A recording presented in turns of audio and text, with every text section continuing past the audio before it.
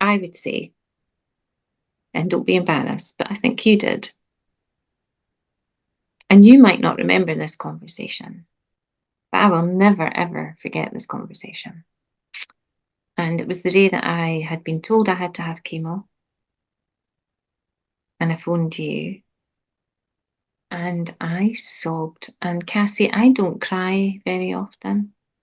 But that day I felt like the sobs came from the deep down, almost from the soles of my feet. And I said to you something like, Hutch has said it's okay if I don't want to go out because I've lost my hair and I want to stay in for the next 6 months. He has said to me, that's okay. You don't have to go out. I'll do everything, which meant a lot. And you replied to that fiercely. And you said, you will go out. You will go to that beach and you will let them love you.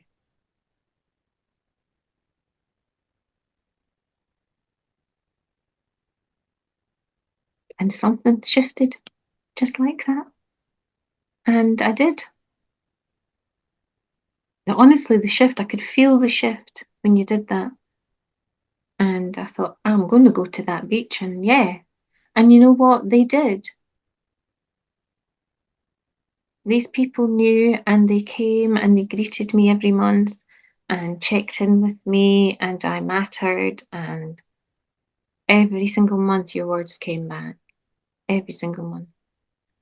And they still reverberate around from time to time. So thank you. I'm so glad. You're so welcome.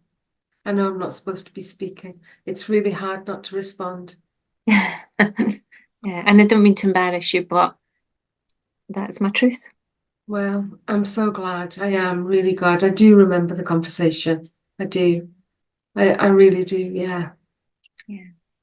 To think that you would be hidden away in shame if your hair did fall out and that you wouldn't be lovable and, you know, I don't know, what is that thing? Not fit to be seen or, yeah, all of that. It just Absolutely. felt shockingly, well, just deeply, deeply wrong. Mm. Yeah. Yeah.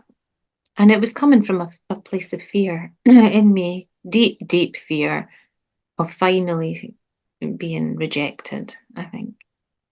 And But at a time when you most needed love.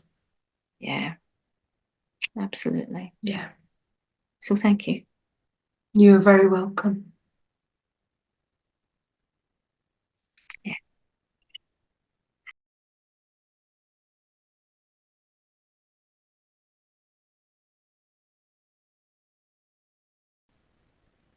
I don't know. I've heard people say things like, hold on, it'll get better, but yeah, it does get better, but it doesn't, it follows you.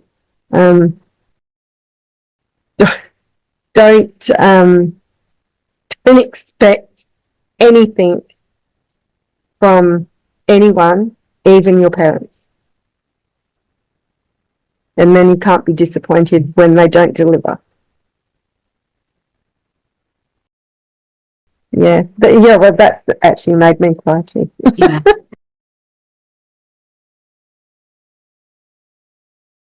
Oh, there's been a few of those. A lot of it came from, I guess, my mum, and a lot of the violence, a lot of the stuff came from my mum. However, she's not here now. However, my mom is an incredible woman as well and had so much trauma in her life. So nobody taught her how to parent. I mean, really, she had a terrible time. So I'm caveating that, yeah, I just want to put that out there. But she would say things that were pretty cruel and soul destroying. And I guess one of the worst things that she would say to me is that I was selfish because I wanted to work at things, and I always tried to help everybody, but she would call me selfish. And then when I got a job in an office when I was 16, she called me, I was the only family member that paid her like rent and board, and she called me a snob. And so she would undermine me even as a child. And I get that that was her younger version. Oh, I can feel it in my tummy. But it made me doubt myself. I thought I was really stupid for most of my life. And that wasn't just on mom. That was, I cultivated that too. But yeah, being selfish and greedy was another one, because I wanted a good life. I wanted to earn money, and I was greedy for wanting that as well. So I would say it's only been in my 50s, really. I'm 62 at the moment, but it wasn't until I was really in my 50s that I really worked out energetically, psychologically, spiritually, that there is abundance, that it's not greed, and I'm not selfish because I wanted good things for myself and others. And that I never thought of myself higher than anybody else. Do you know what I mean? And I really never did. But I realized that came from somebody who was a younger child that felt threatened by anything, really. And me particularly, because I'm the oldest and I was a girl. Yeah, so probably that had the most damaging. And then through the years, I was quite large, and yeah, there's been some horrible things said because of my weight and my size. When I think about it, people are mean.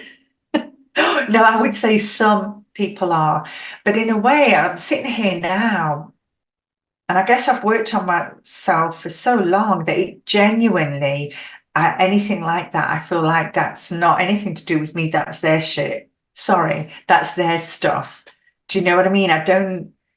But I guess earlier for many years, I was affected by some of the stuff. I think the biggest thing was being fat. And I was put on my first diet when I was 10. Actually, that was probably the most damaging, was comments about my body. Actually, that started when I was younger and was controlled by food as well. Oh, yeah. Thank you for this. This is interesting. My power.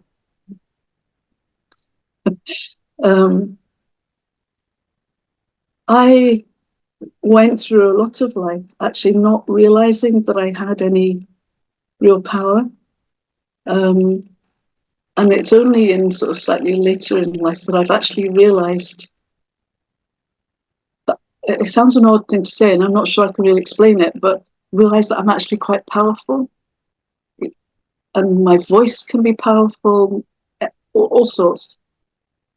And I think that scares me.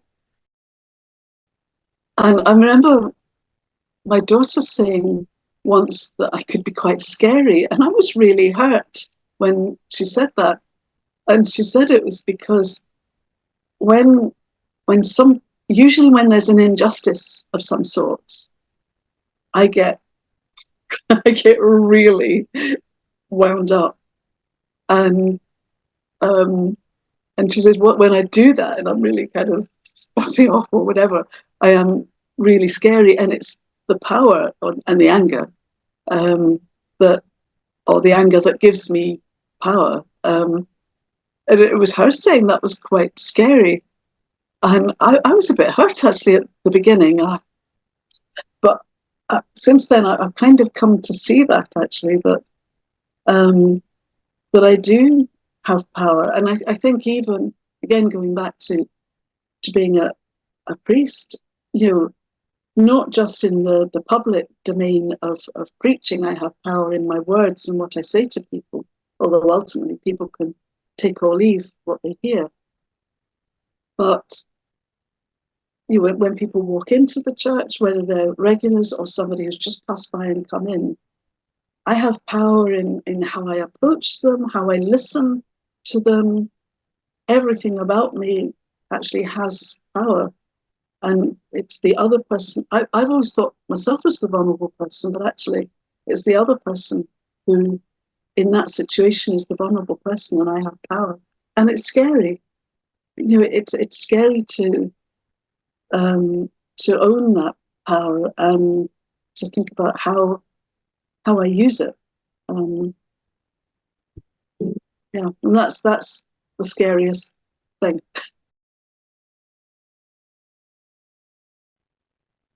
Well, I kind of when you say that word, I think of two things. I can think of power as a control thing.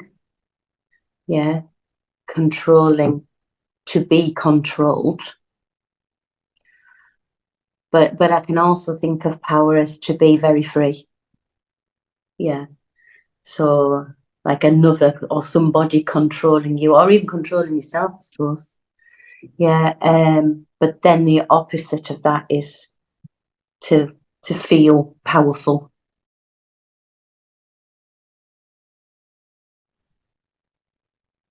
Well, I can sometimes, yeah. I do think it comes and goes, but it's a lot more there more of the time now than it's ever been. Yeah. So I can wobble and it does go, but it comes back quickly. Yeah. Mm.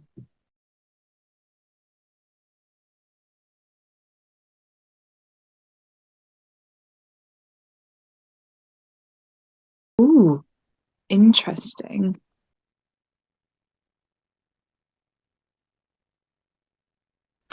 Actually, I was thinking about physical things, okay?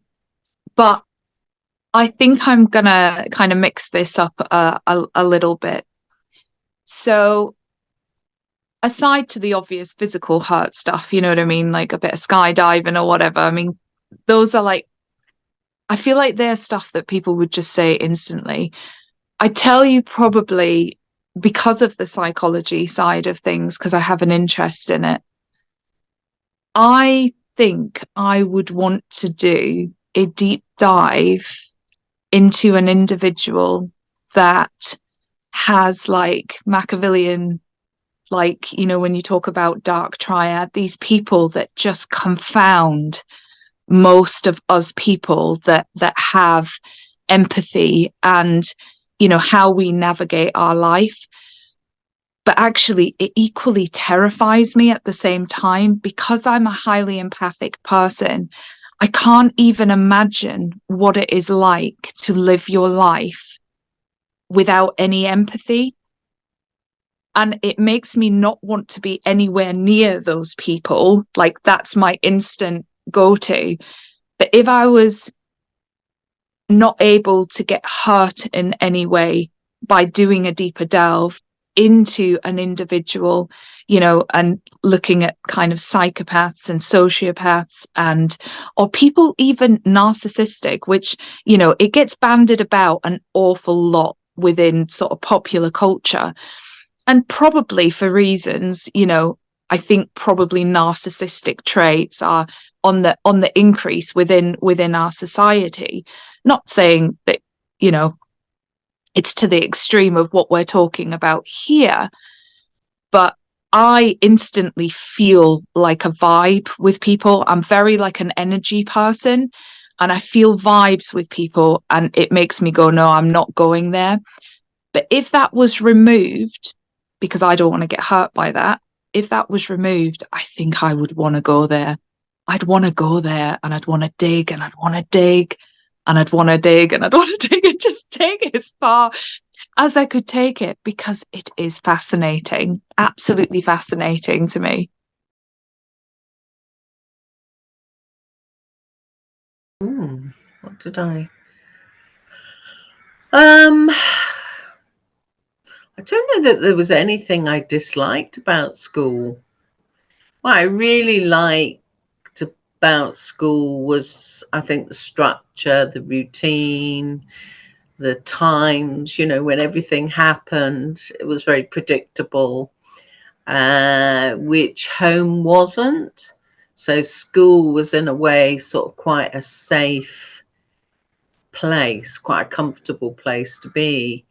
And yeah, I really loved school. What I didn't like were the school holidays, actually. I didn't like being away from school. Yeah, so school was a safe, comfortable place, and it was predictable.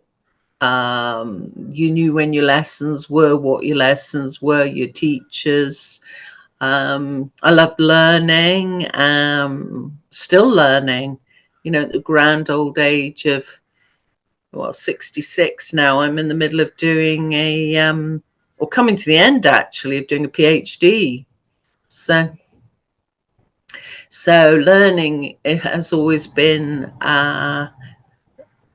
secure and structured. Yeah, very much so. Oh, and friends as well. Friends at school. And yeah, didn't like homework much.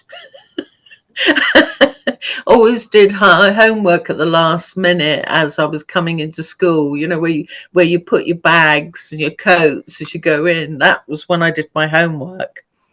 Yeah, so I guess that was the only thing about school I didn't like. Oh, and finding classrooms. I was at I was at a lot of very different schools because my family were in the army, so we moved around every 18 months or so.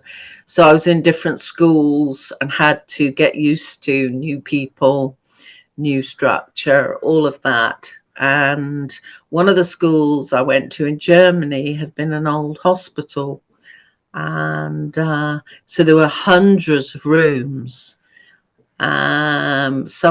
This was in Germany in the late 60s, and it was actually when it had been a hospital. I was actually born there, and so I went to school there, and trying to find which room I had to go to for history or geography, trying to find my way around this maze. It was a huge Gothic, quite a spooky place.